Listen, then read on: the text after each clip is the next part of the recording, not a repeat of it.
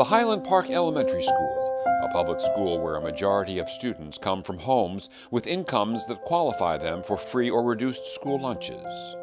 The Roanoke Central Church of the Brethren, a group of Christians eager to put their faith into action, who several years ago joined 7 other area congregations to form Congregations in Action, an effort to reach out to the students at Highland Park, with tutoring, school supplies, and a weekly care package of groceries for dozens of qualifying students called Pack-a-Snack. Our investment in this community started simply because that kind of came out of our brethren understanding of how to be engaged with the world and to meet people in their struggles and their sufferings, to do acts of service. Central Church's involvement with Congregations in Action was pivotal to the congregation's commitment to being involved in some tangible way in this valuable ministry to their neighbors downtown.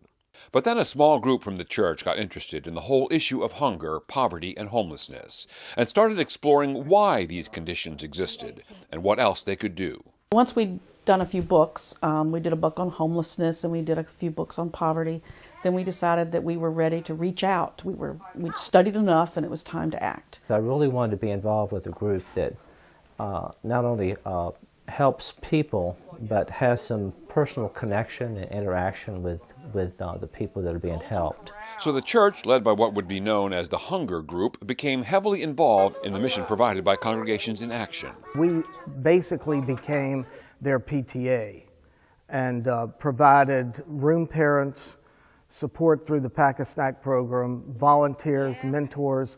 That school had the highest number of volunteer hours last year than any other school in the Roanoke City District.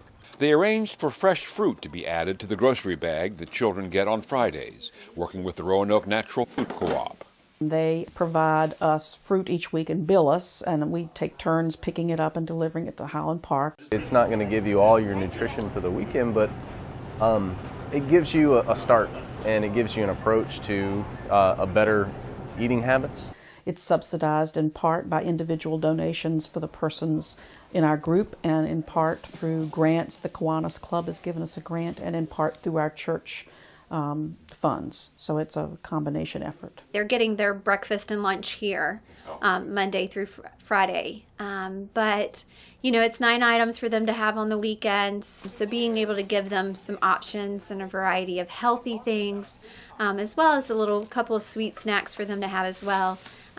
It's a great thing. It's a great thing to know that when they're not here getting the warm lunches, that they're getting some food at home. The children need things.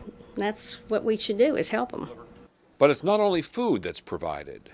They're my homeroom parents. They do a lot for me. Beginning of the year, they do all the supplies for the students that come in without any supplies, so pencils, pencil boxes, markers, anything that we use in the classroom every day. A lot of them come in with nothing, and they need those supplies to succeed in school. There are also lunchroom buddies and tutors. The emphasis is on relationships. Many of these children have very few positive role models outside of the school setting, particularly males. So we're trying to encourage as many of our men to become involved in this program. We go in and read to the children. We serve as room parents and give them their parties throughout the year. When the teachers need supplies, each church collects school supplies for a different grade level so that no child goes without the supplies they need during the school year. They're also, positive role models for these students to look up to. The kids absolutely love them. When they walk in the door, they want to run up to them and give them all big hugs. Another project of the church is the placing of a full-time volunteer from Brethren Volunteer Service solely to work with the school. Some of them come from hard home lives, and to have somebody to trust and just listen to them and care about them. And that's something that's really important for me to provide for them. Erin is basically an additional staff person for the school, for which the school is grateful.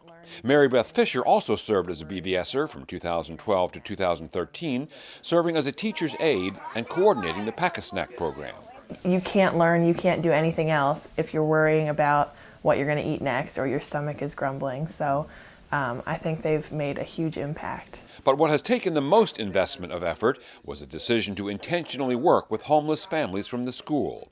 This was what led Central Church to move beyond the response of the Congregations in Action group of which they were a part. The first one is the Widener family that lost their home due to fire, and we have become very close to that family. Members of the church help with clothing and shoes for those children. We help with employment, try to get them on even footing so that the money they do make can go towards helping support their families. We're in a much better neighborhood than we were back then.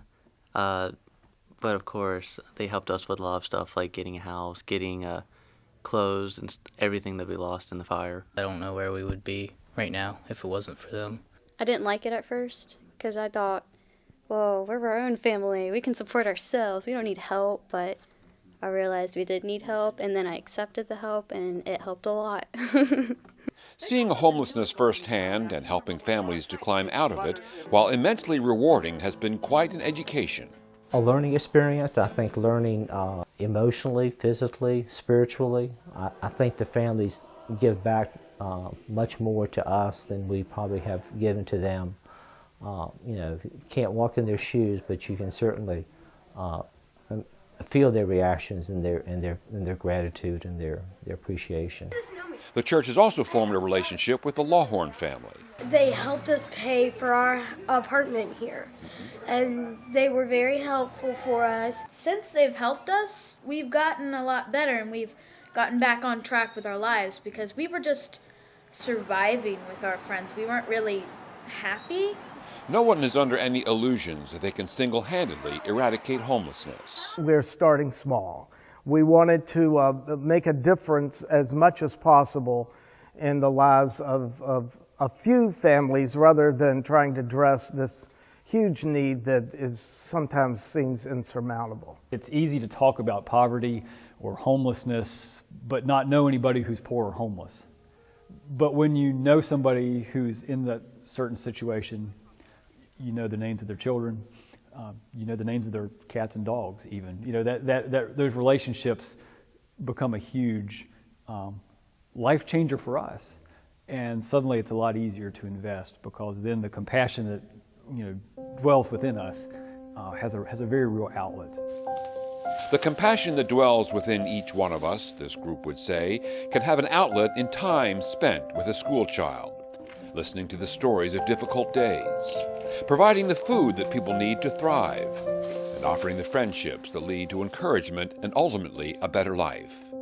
It's something that other groups, churches, civic groups, organizations, individuals, can do as well. A small group from a small church can make an impact in one family's life at a time.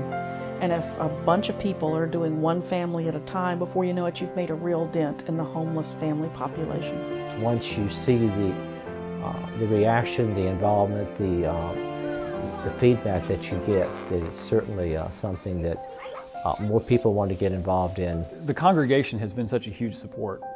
All we need to do is say the word, and people give. And so, you know, for instance, on every Sunday morning, like every other church, we collect an offering. But certain times of the year, we collect other things too, like peanut butter and jelly for the Pack-a-Snack program, or a special financial offering for a family who's homeless and needs something. And it becomes an opportunity to do both tithes and offerings. Martin Luther King Jr. once said, "It's always the right time to do the right thing." That's what we're trying to do, is we're trying to discern God's call for us to do the right thing right now for the homeless families in this area.